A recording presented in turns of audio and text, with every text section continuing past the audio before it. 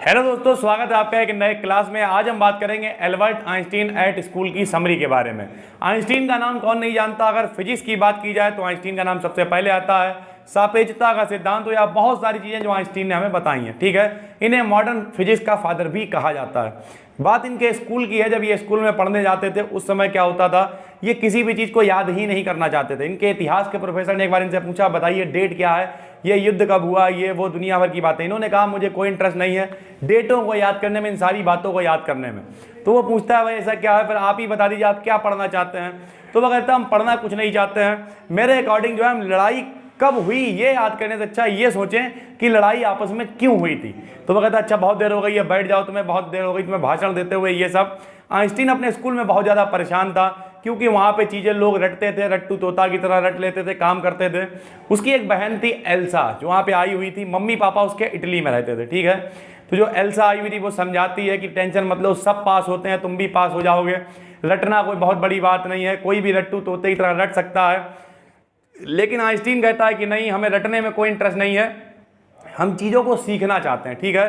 फिर वो सोचता है कि कैसे भी करके इस स्कूल से छुटकारा मिल जाए हमें।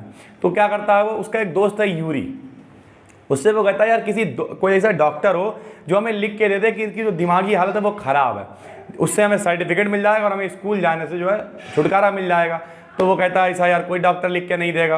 फिर वो बहुत जुगाड़ लगाता है, कोई एक डॉक्टर होते हैं उनके पास ले जाते हैं वो। और जब डॉक्टर के पास जाते हैं तो डॉक्टर कहता है तुम्हें वाकई में तुम्हारी दिमागी हालत जो है वो स्कूल तक नहीं जाना चाहती है, हमने तुम्हें बताया नहीं है लेकिन टेंशन मत लो, हम तुम्हें एक सर्टिफिकेट दे देंगे, लेकिन सर्टिफिकेट देने के बाद तुम क्या करोगे। तो वो कहता है फिर हम इटली जाएंगे जहाँ मेरे माता पिता, वहाँ किसी अच्छे संस्थान में एडमिशन लेंगे। बोले अभी तो तुम्हारे पास डिप्लोमा ही नहीं है तो तुम एडमिशन कैसे लोगे।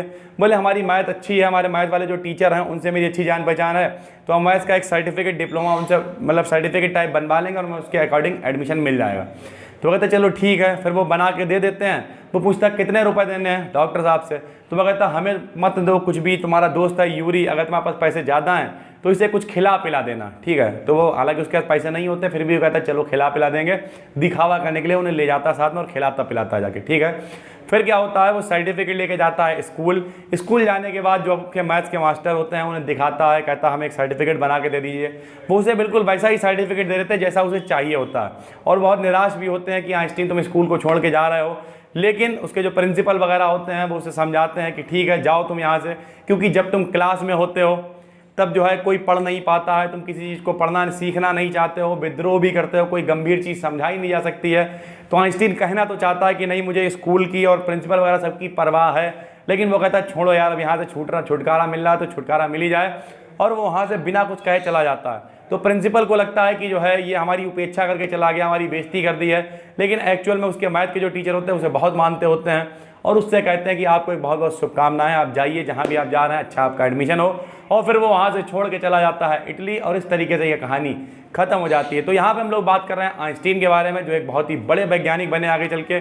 बचपन से ही वो कहते थे कि चीज़ों को रटना नहीं है, समझना चाहिए, किस किस तरीके से समझाया गया है। अगर आप हमारे चैनल पर देख रहे हैं तो चैनल को सब्सक्राइब कर लीजिए।